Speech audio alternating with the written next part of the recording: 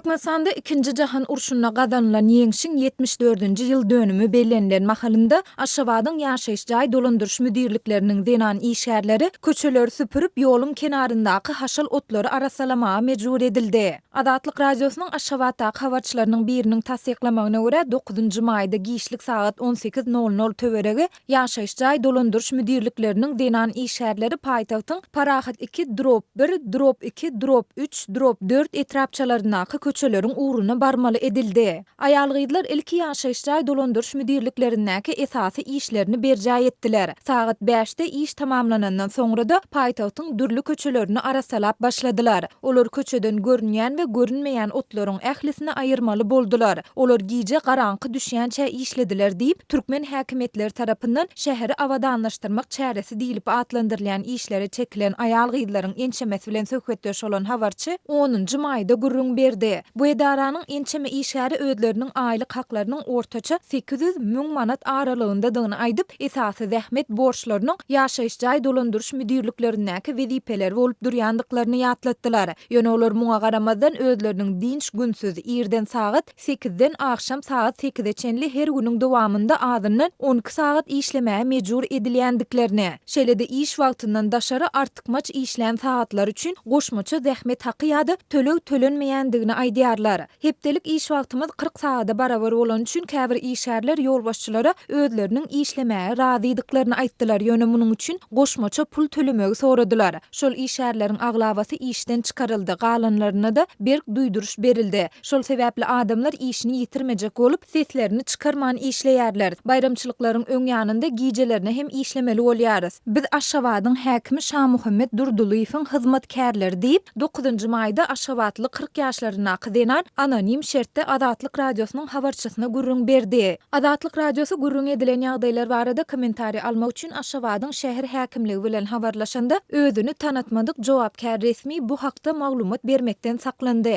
Türkmenistanda büdjet işgärleriniň şol sanda lukmanlaryň, molimlaryň, ýokary hujaýlarynyň, studentleriniň, mektep okuwçylarynyň we harby gullukçylaryň köçeleri süpürmek, haşal otlary arasalamak, ýere agdarmak ýaly işler bilen bir hatarda ýygym mögsüminde paýta ýygymyna gatnaşmaga mejbur edilýändigi barada Adatlyk radiosu ençeme gerek habar berdi. Geçen aý Adatlyk radiosynyň Aşgabatdaky habarçylary paýtagtyň jemaat edaralarynyň işgärleriniň iş wagtyndan daşary işlemäge mejbur edilýändigine, olaryň gijelerine köçeleri ýuwup süpürýändigini gürrüň berdiler. Türkmenistanyň Zähmet kodeksinde, ýagny Türkmenistanyň Zähmet kodeksini tasdiklamak we güýje girizmek hakyndaky kanunyň 8-nji maddasynda ýurtda mejburi ýa-da hökmany zähmetiň gadagyndygy aýdylýar. Haýsydyr bir adamdan, haýsydyr bir jeda bilen gorkuzmak arkaly talap edilýän muny ýerine ýetirmek üçin bolsa, onuň öz hyzmatlaryny meýletin teklip etmedik islenlik iş mejburi ýa-da hökmany zähmet diýilip hasap edilýär diýilýär. Şu kodeksiň 59-njy maddasyna laýyklykda bolsa, işgäriň iş wagtynyň kadaly dowamlygy hepdede 40 saatdan ýokary geçip bilmez. Şeýle-de iş berji her bir işgäriň hakyky işlän wagtynyň hasabyny ýöretmäge borçludyr.